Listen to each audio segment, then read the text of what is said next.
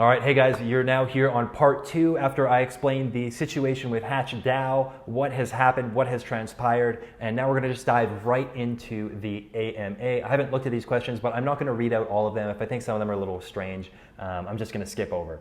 Okay, so good first question, very relatable to the situation.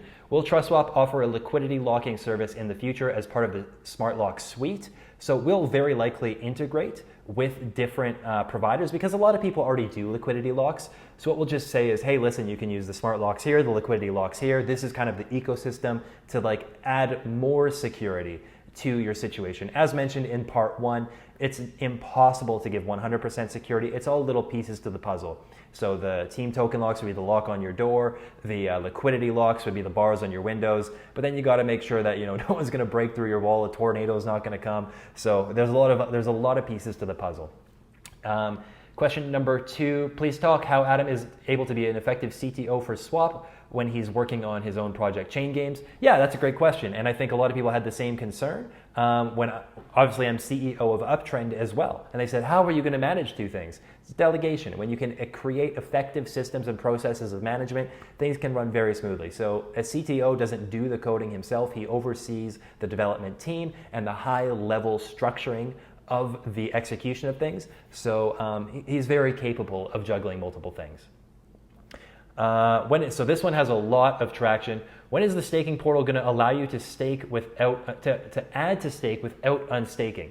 So this is something that is not currently in the pipeline. I'm chatting with Adam about how we can implement this, but essentially just stake from a secondary wallet. This is the easiest way to add to your stake currently. Obviously, some people have the Dash score in mind, which qualifies you for airdrops. So if you don't want to hurt your airdrop chance, maybe that's not advisable. However, the more you stake, the more opportunity you're going to have to be able to enter into these Launchpad projects. The system that we're setting up, as I've explained before, is an NFT ticket system. So let's say your daily average swap staked over since a 60-day moving average, let's say that's 100. On average, over that 60 days, you've had 100 swaps staked. Well, when that project kind of takes the snapshot that's going on the Launchpad, you're going to get 100 NFT tickets that enter you into a draw to be able to be eligible to enter that or to participate on that Launchpad project. So that's super exciting because these NFT tickets can be bought, sold, held, and so it can become an entire ecosystem of itself. So you can stake lots, get a bunch of tickets, kind of hoard the tickets, be able to corner the market. It's an entire game theory, and it's totally it's based off fair proportional metrics. So no matter what your average swap staked amount is, that's how many tickets you're going to get. That's going to be your percentage chance. And you can even buy and sell winning tickets as well. So let's say you get 5 of your tickets selected. Well, congrats, you can sell off 4 of them. So that's a very cool opportunity. Are you looking at working with any yield farming projects? So Swap is listed on yield-farming.io, and we're always, I believe we might even be on, are we on Surf Finance right now? I'm not sure. But we don't have any direct communication or more things in the pipeline there, but we always keep our eyes open. How will TrustSwap evolve of the recent rug pull for Team Token Locks client? Right, so good question, and I think there's some nuanced misunderstanding potentially in there. So a Team Token Locks, obviously, those just only lock Team tokens. So on the software side, Team Token Locks stay exactly as they are, and those really just don't change. Now, obviously, there's, like I mentioned, tons of different factors that go into securing and ensuring that a project doesn't scam. I mentioned them in part 1, but I'll just kind of run through them real quick here in part 2 so that everyone gets up to speed. Team token locks, investor token locks, no mint function, audited code, liquidity locks, code that's immutable, a reliable team, and a whole lot more. So obviously, we don't do all of that. We do some of that, just small pieces of the puzzle that add to security. So we're never going to say, hey, listen, this is 100% guarantee that this is secure. All we're going to do is, I guess the question is, how are we going to evolve? Is we're going to be able to shift our rhetoric and our narrative from, we're going to shift it towards just being like, hey, listen, here's the software we offer. It helps, but it doesn't guarantee anything. So we're just going to get a lot more clear in that messaging, adding disclaimers and being a lot more minimal and vetted in what we announce publicly. Captain Slow says, it's time to revamp the website. Is this already in the works? It's difficult to navigate, and swap score and dash should not be stored in an Excel sheet, in my opinion. 100% Captain Slow, and we have hired on a complete dedicated firm to do a complete revamp of the website. And the swap score, dash, and stats pages are going to be the first one, and launchpad pages. And sorry, here are the pages that we're going to be building out first. Launchpad, swap drops, and stats pages. And so stats include swap score, dash, holders, stakers, all those stats is kind of the community page. So we're building out that outer framework first, and we're going to build out the FAQ section, a lot of like outer framework, then we're going to work inwards and then revamp the website. So I fully agree with you, it is time to redo the website, and that is 100% underway.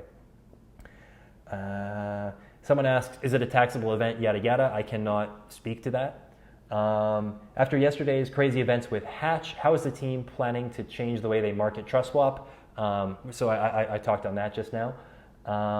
Is there an ETA on Launchpad NFT tickets? I know these weren't originally planned for MobiPay. Has that changed at all? So these 100% won't be in use for MobiPay. We will see if we can get them in time for the next project in October. We'll see. We have a team that's working on them right now. Obviously, things happen. Development takes time. I would love to say 2 to 3 weeks, but who knows? Things do take time. So that would be my very optimistic timeline, would be 2 to 3 weeks. Let's see what happens here. Someone asks, is there talks of getting liquidity locks on board? Yeah, so exactly. It's that integration that we're looking at. Someone asks, how was your day? Yeah, I stayed awake till 6 a.m. last night, kind of just fielding the conversations in Twitter. It's unbelievable how much misinformation is out there, or just misunderstanding, that token locks don't equate to a fully secured ecosystem. It's just one piece of the puzzle. It's the lock on your door, not the Fort Knox, which isn't even impenetrable in itself. How many launch pads per month? We're aiming to do 2, and then be sending the rest to Unilayer, who we've integrated with. And on Unilayer, so there's a 5% raise fee. So let's say the project raises $2 million. That's a $100,000 fee, and 50% of that gets used. $100,000 fee, and 50% of the fee gets used to buy back swap tokens, and then we distribute those to stakers. So very cool.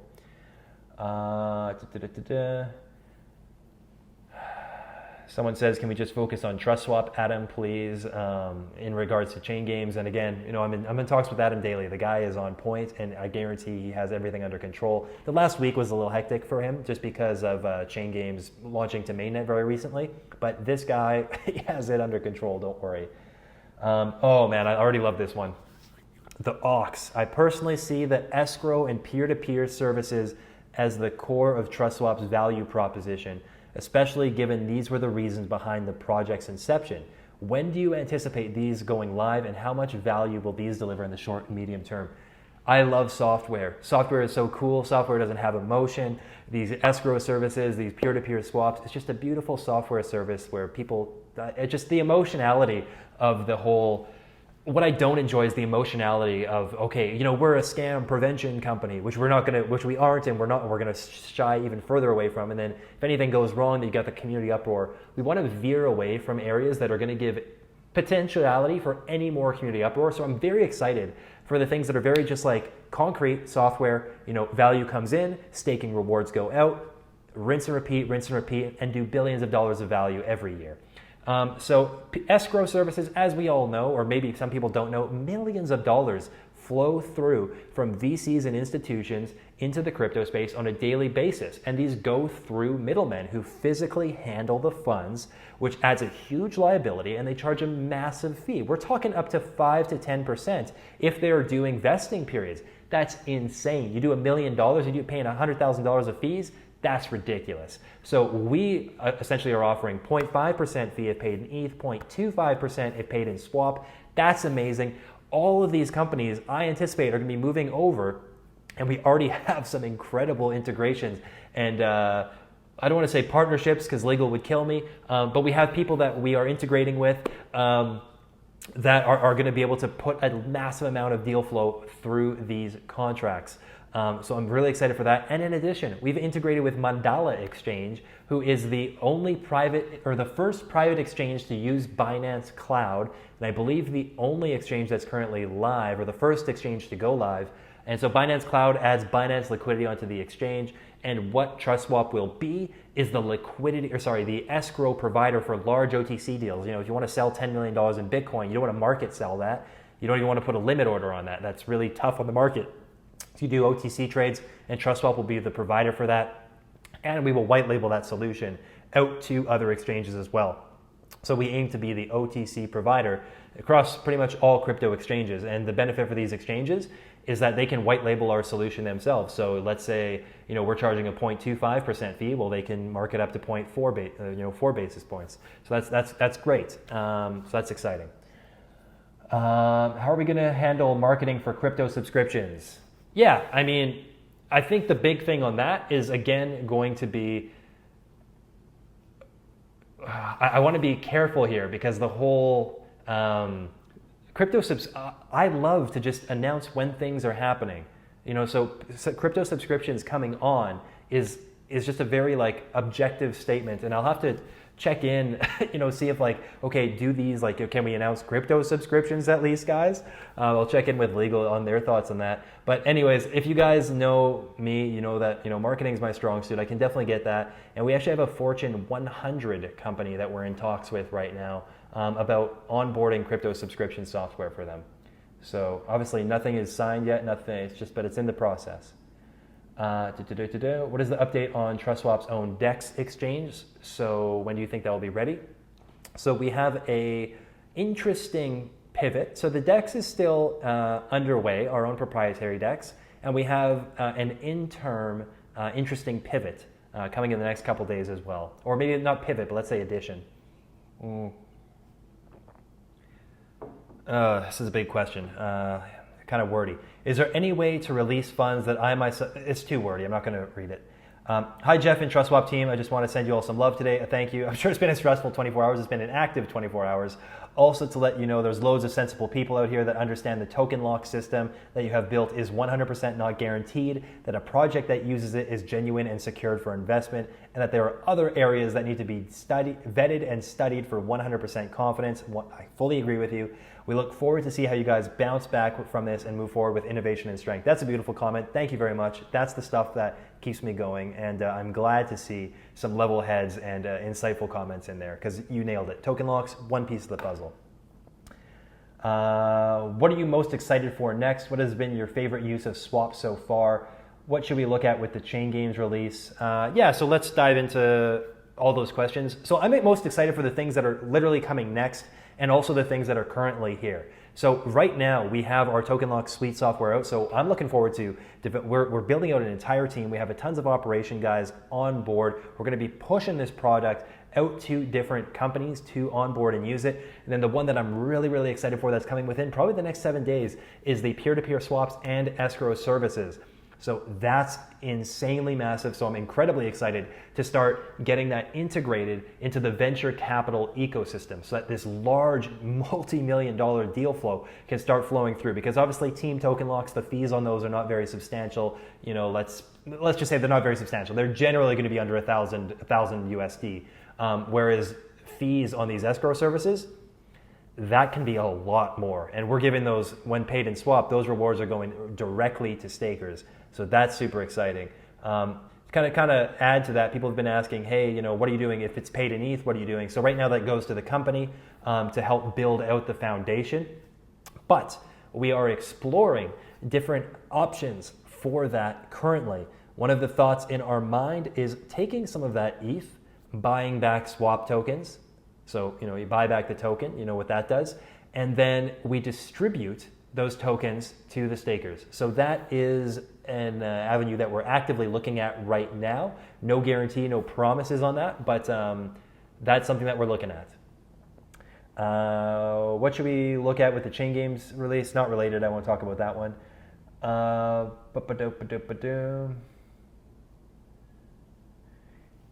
Yeah, okay, so here's a good one. He says, make sure to address the tweet you did in August mentioning the end of rug pulls that will come at the end of August. This is why I feel most are confused as well. Okay, so I made a tweet on August 1st, and it said, and somebody, there was an exit scam that happened, and I said, hey, listen, rug pulls are going to be over at the end of August, I think is what I said in the tweet. Obviously now it's the end of September, and well, rug pulls aren't over, are they? So why is that, Jeff? Why have you misled us down this road? And I think we can look at the roadmap of the TrustSwap ecosystem for clarity on that. When we started, we were an escrow company, escrow service, and that's it, really. We've drastically expanded, we've pivoted, we've shifted, we've evolved. The Launchpad, that wasn't even a thought in our mind when we first started TrustSwap. So we've been able to shift and adapt ourselves based on market sentiment, market feedback, community sentiment, and that's what's made us who we are today. And so we shifted along the way and pivoted from, let's just really focus on the security side of things to, let's focus on other aspects that I think are a lot more beneficial to the ecosystem. So the reason why, hey, that tweet didn't come true is, well, we pivoted. So if people think that they want to take part in a project that 100% sticks to their roadmap and never deviates, unfortunately, this may not be the project for you. We're going to stay agile and move with the market trends. And if part of our business model is working incredibly well and another part is not, well, it's the 80-20 rule. It's 80% of your success comes from 20% of your substance.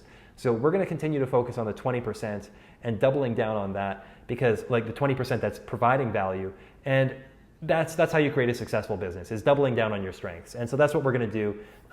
So thank you for the question, and I understand there's a lot of confusion there.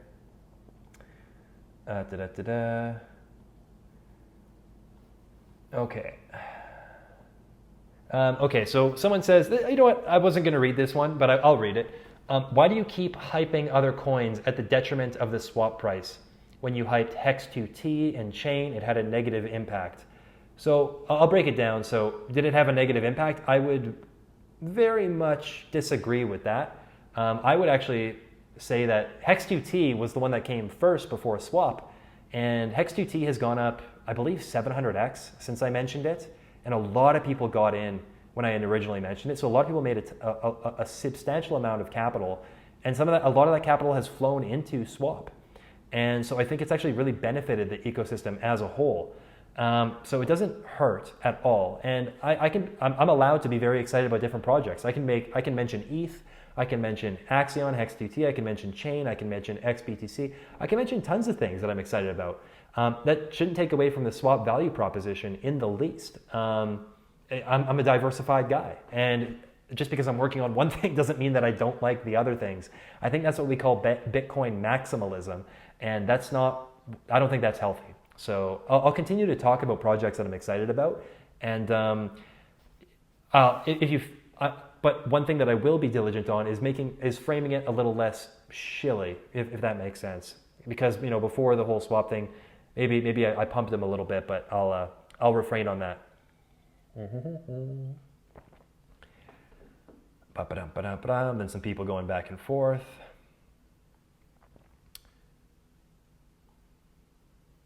Who controls Smart Lock Open Zeppelin admin keys? Well, so I can't comment on that as to what the admin keys do.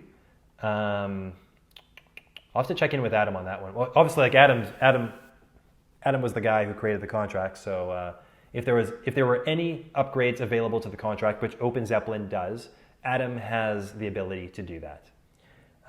What those limitations are, I'd have to check in. Okay, great question. Can you explain to newbies or people that what does pulling liquidity mean? Okay, so essentially, let's say there's 100 tokens in the ecosystem. They lock 30 tokens for their team. They sell off, let's say, 50 tokens to the community. That leaves 20 tokens in the developer fund. Well, they'll take those 20 tokens and a portion of ETH, and they'll put it on Uniswap, and that's the liquidity. So that's what people trade against. They're essentially acting as the exchange. So what pulling liquidity means is they just take that liquidity off, and then if there's no liquidity on Uniswap, well, how are all the people who bought the token going to trade? They're just left holding empty tokens, and nobody wants to add liquidity because the team literally has just exit scammed. So that's essentially what pulling liquidity is. It's an exit scam, and it's very common, as I mentioned. about over 50% of projects on Uniswap have had what's called this exit scam, rug pull, liquidity pull. Oh, they're all not metaphors. They're all the same thing. Trying to think of the word. Anyways.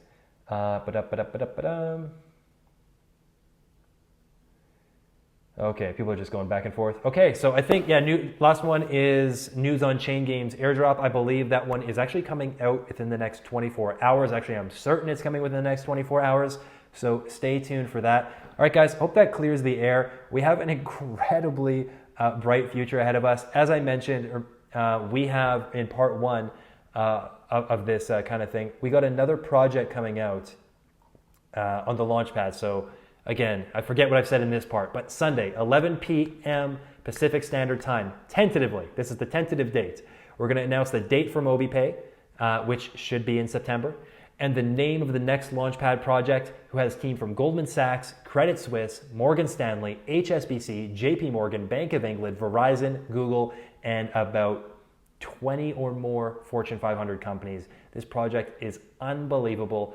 And we also are going to have an integration announcement with there's going to be some good news on the DEX front. We'll say that, and that should be coming on Tuesday. All right, guys, that's it for me. I want to keep this short. I know part two was a lot longer than part one, but thank you guys for your questions. Thank you guys for your understanding and your research, and not just, seeing the words. Yeah, you guys get it. You guys know. You're watching this. You made it to the end. You're one of the good ones. Check you guys next time.